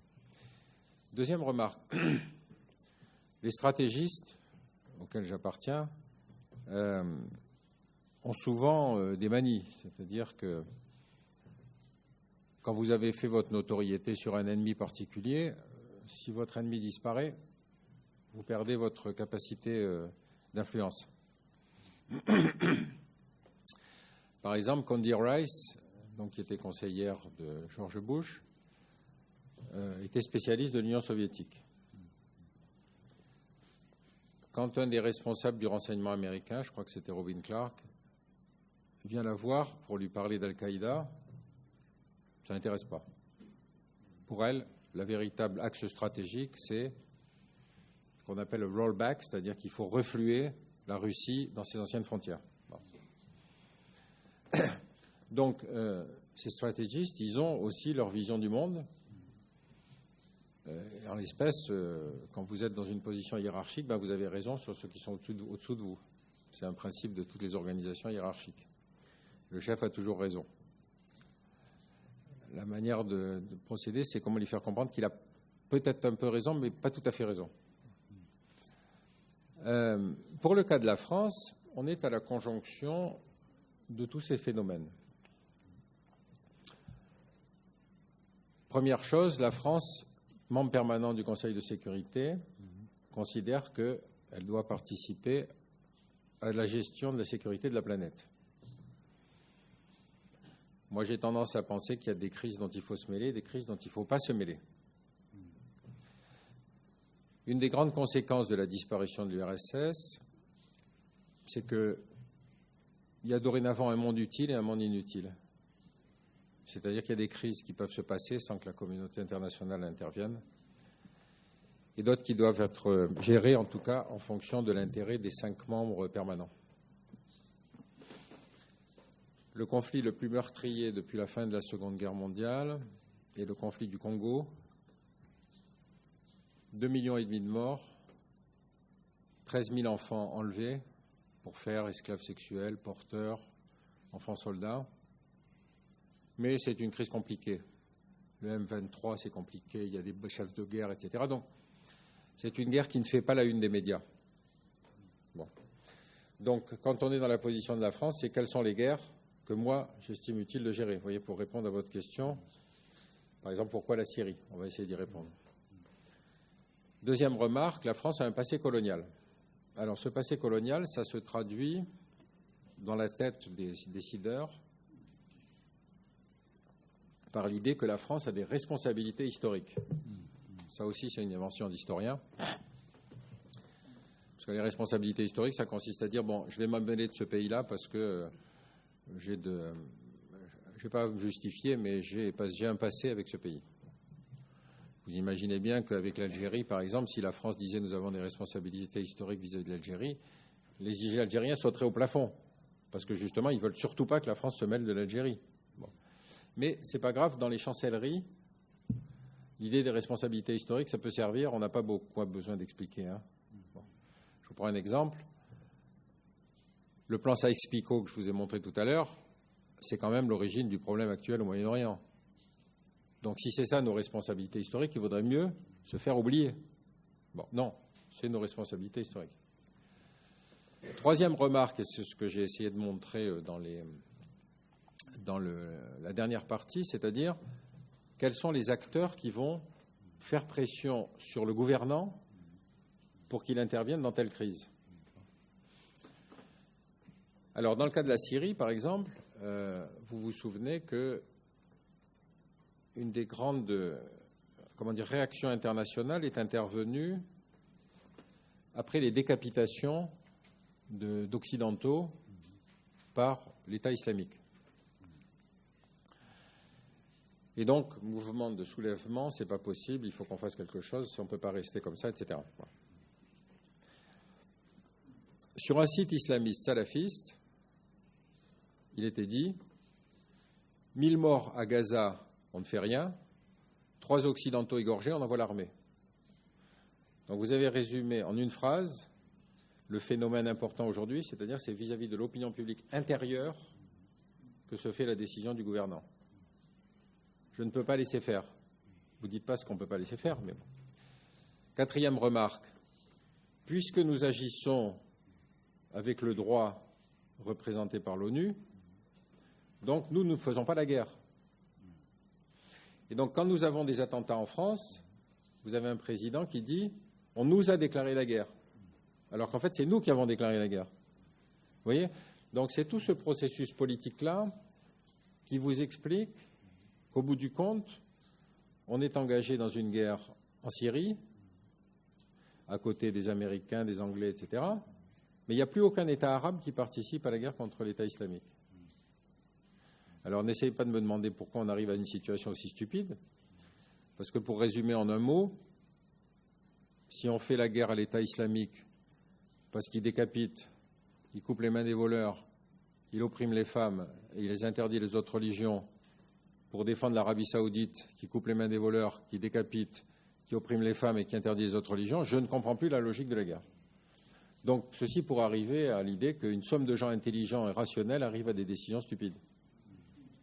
Est-ce que ça répond à votre question ?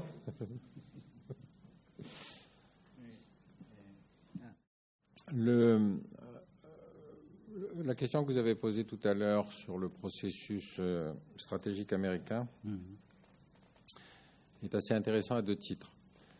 D'abord parce que dès la disparition de l'URSS, les penseurs républicains vont commencer à réfléchir sur comment maintenir la suprématie américaine pour le siècle futur. Donc ils font un projet qui s'appelle le Project for a New American Century, qui est un projet connu, public, dont l'objectif c'est comment maintenir la suprématie américaine sur la planète, avec le but, évidemment, en considérant que les États-Unis sont responsables de la sécurité de la planète. Bon. Donc, si vous voulez, ce qui est intéressant, c'est que ce processus est un processus antérieur au 11 septembre. Et donc, c'est la réflexion sur l'harmonisation de la planète. Enfin, Huntington en fait partie, Fukuyama en fait partie, etc. Donc d'autres penseurs participent à quelque chose qui est finalement, encore une fois, une définition impérialiste de la sécurité de la planète. Une des conséquences de cette réflexion, c'est effectivement le budget de défense américain. On n'a pas d'ennemis à cette époque-là. On est dans la décennie 90. Bon. On essaye vaguement avec la Chine, mais enfin la Chine avait un budget qui faisait le 10e du budget américain, donc c'est difficile, ça ne marche pas très fort. Bon. Mais quand même, on décide que le budget de la défense américaine doit être en continuelle augmentation. Le budget de la défense augmente sous l'époque Clinton. Ce n'est pas sous l'augmentation de la période Bush. Et donc, l'idée stratégique américaine reste la suprématie, la supériorité militaire absolue dans tous les domaines. C'est une des conclusions du Project for New American Century. Et effectivement, la guerre du Golfe a montré que la suprématie conventionnelle pouvait permettre de régler certaines guerres. Alors, où est-ce que la chose va poser problème? Ça va être pour la guerre en Irak.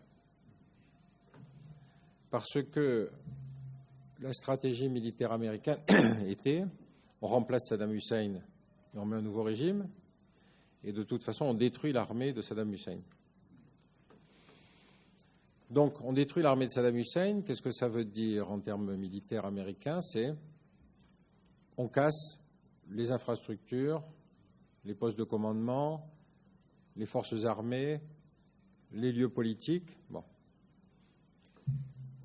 les sources énergétiques, les routes, etc.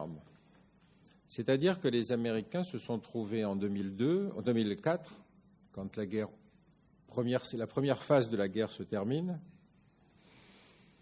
dans une situation où les Irakiens n'avaient plus ni l'eau, ni l'électricité, ni l'air conditionné, ni la police, ni l'armée, ni les services administratifs, mais ils devaient être contents parce qu'ils avaient la démocratie. Donc vous voyez le paradoxe entre l'utilisation de la force armée et l'objectif politique. Donc, après George Bush, Obama est élu sur le mandat, il faut retirer les troupes. Donc vous voyez, on est capable de faire une guerre, mais on n'est pas capable de la résoudre, d'apporter la paix. En Syrie, on est exactement dans la même situation. C'est-à-dire qu'aujourd'hui, en Syrie, il y a 4 guerres en une. Il y a la guerre des Turcs contre les Kurdes, il y a la guerre des Sunnites contre les Chiites, il y a la guerre de Assad contre tout le monde, et il y a les Occidentaux qui arrivent, comme les Chevaliers Blancs, pour dire on va mettre de l'ordre là-dedans. Ces 4 guerres-là font qu'il n'y a pas de solution politique. Donc, on est dans une situation où on sait déclencher une guerre, mais on ne sait pas la conclure parce qu'on n'a pas la vision politique, on n'a pas la prudence politique de se dire est-ce qu'on sait faire ou est-ce qu'on ne sait pas faire.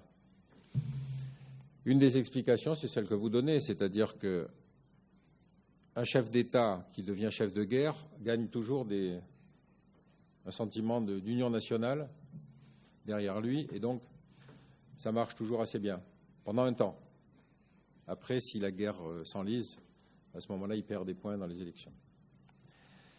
Donc les États-Unis sont comme la France de ce côté-là, enfin comme toutes les démocraties qui ont un projet stratégique mondial, qui ont un projet militaire stratégique mondial, c'est-à-dire un moment où la dynamique fait qu'on déclenche une guerre et on ne sait pas la terminer. C'est triste comme conclusion, mais je n'en ai pas d'autres. Je ne sais pas s'il y a des questions dans la salle, peut-être, non ? Moi, j'ai surtout insisté sur le complexe militaro-intellectuel. Le complexe militaro-industriel joue son rôle, mais les 20 ans que j'ai passés au ministère de la Défense m'ont montré que les militaires n'étaient pas bellicistes. Les militaires ne veulent pas faire la guerre, parce qu'ils savent ce que c'est. Les politiques sont beaucoup plus convaincus de la nécessité de faire la guerre. En général, ils n'y vont pas. George Bush n'a pas fait la guerre du Vietnam. Sylvester Stallone non plus, d'ailleurs. En général, les gens qui ont fait la guerre ne sont pas toujours d'accord pour déclencher la guerre. Par exemple, les militaires français étaient tout à fait opposés à l'intervention en Afghanistan. Parce qu'ils savaient que les Anglais s'étaient cassés les dents, Ils savaient que l'Union soviétique, l'armée la plus conventionnelle, la plus forte du XXe siècle, s'était cassé les dents. Et donc, ils savaient très bien qu'aller en Afghanistan, ce serait pratiquement une guerre d'enlisement. Bon. Donc, vous avez aujourd'hui, par contre, des intellectuels qui vous disent qu'il faut aller faire la guerre. Je vous ai montré l'exemple de Bernard-Henri Lévy. Il a toujours un battle dress, vous savez, prêt à partir, à monter dans son avion personnel pour aller sur un lieu de guerre. Je ne crois pas qu'il ait jamais reçu un coup de poing dans la figure, Bernard-Henri Lévy. Vous savez, c'est-à-dire que la violence, il ne sait pas ce que c'est. La violence, c'est la base de la guerre. Et encore une fois, les gens qui l'ont subie sont en général beaucoup plus prudents. Bon. Et donc, vous avez cette étrange situation politique où vous avez des gens qui sont capables de convaincre le politique qu'il faut faire une guerre. Deuxième question, vous avez évoqué les Nations Unies. Les Nations Unies, constituées en 1948, sont effectivement une tentative des vainqueurs de la Seconde Guerre mondiale de régir la planète.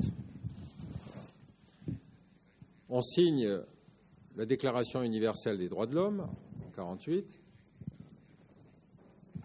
Parmi les 5 pays signataires, vous avez l'URSS, qui est un immense goulag. Vous avez la France et la Grande-Bretagne, qui sont les 2 grandes puissances coloniales. Vous avez les États-Unis, qui à l'époque est un pays raciste et ségrégationniste. Et puis vous avez la Chine de Chiang Kai-shek, qui n'est pas l'exemple de la démocratie. Donc ça vous dit qu'on est capable de faire des grandes déclarations d'intention si on ne les respecte pas. Bon. Troisième remarque, on organise le Conseil de sécurité. Mais la base du Conseil de sécurité, c'est le veto. C'est-à-dire qu'une des 5 puissances peut empêcher les Nations Unies de s'occuper d'une guerre. La France a interdit aux Nations Unies de s'occuper de la guerre d'Algérie, par exemple, avec le veto. Les pays membres permanents du Conseil de sécurité, avec ce principe du veto, ont fait à peu près une 50aine de guerres depuis 1945 dans lesquelles ils ont interdit aux Nations Unies de s'occuper. Donc les Nations Unies sont effectivement une organisation qu'on essaye de régénérer, de refaire, etc. Mais c'est extrêmement compliqué. Troisième remarque, est-ce que les crises actuelles sont des crises de la pauvreté contre la richesse ? Moi, j'ai l'impression que les Saoudiens ne sont pas dans le besoin. Quand vous avez 15 Saoudiens sur 19 terroristes le 11 septembre, que le chef du groupe est un Égyptien d'une classe moyenne, ce n'est pas le conflit de la pauvreté contre la richesse. Je crois qu'il faut abandonner 2 idées. Enfin, en tout cas, il faut les relativiser. 2 idées importantes. La véritable menace sur la liberté des citoyens, aujourd'hui, ce ne sont plus les États démocratiques. Ce sont les grands acteurs de Google, les grands acteurs d'Internet. Aujourd'hui, les grands acteurs d'Internet ont beaucoup plus de pouvoir pour savoir des informations sur vous que les services de renseignement, qui sont enfermés dans des conditions de fonctionnement, etc., etc. Deuxième remarque, la logique de la pauvreté contre la richesse n'explique pas les guerres, parce que malheureusement, les guerres n'existent pas dans les pays les plus pauvres de la planète. Quand on est tiraillé par la faim, on s'occupe surtout de trouver à manger. On ne fait pas la guerre. La guerre est un phénomène de classe moyenne. Ce sont les gens qui, justement, contestent un ordre politique. Et vous avez encore une fois des cas de guerre qui n'ont pas de racines de pauvreté. C'est le cas de du développement du salafisme islamiste aujourd'hui, qui n'est pas un problème de pauvreté, c'est un problème de vengeance historique, si vous voulez, mais qui peut être complètement géré par des pays qui ont beaucoup d'argent. Juste une dernière remarque. Le terrorisme n'est pas un objectif. Le terrorisme est un moyen d'action. La définition que donnent Raymond Aron ou Gérard Chaliand du terrorisme est une définition assez claire. Il dit « Le terrorisme est un acte de violence dont l'impact psychologique et médiatique est supérieur à l'impact stratégique. » Ça veut dire que, bien évidemment, après le 11 septembre, les États-Unis ne se sont pas écroulés. Bon. Mais déclencher la guerre contre le terrorisme comme une totalité est une stupidité absolue. Parce qu'il y a des terrorismes qui ont des racines politiques, par exemple les Palestiniens, par exemple l'Algérie de la guerre d'indépendance, et quand le problème politique est résolu, le terrorisme disparaît. Vous avez d'autres formes de terrorisme d'extrême gauche, comme vous en avez connu au Japon, comme on en a connu en France, en Allemagne. Ce terrorisme a été résolu par des moyens policiers. Et puis vous avez un terrorisme comme celui qu'on connaît aujourd'hui, qui est un terrorisme religieux et qui est un terrorisme qui ne reconnaît pas l'autre, c'est-à-dire l'autre, c'est le mal. Donc on ne peut pas discuter avec des radicaux islamistes parce qu'il n'y a pas de champ politique de discussion.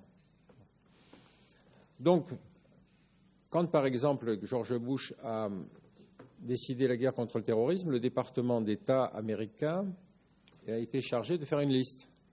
Il fallait définir des groupes terroristes. Donc ils ont réussi à trouver 352 groupes terroristes, je crois, sur la surface de la planète.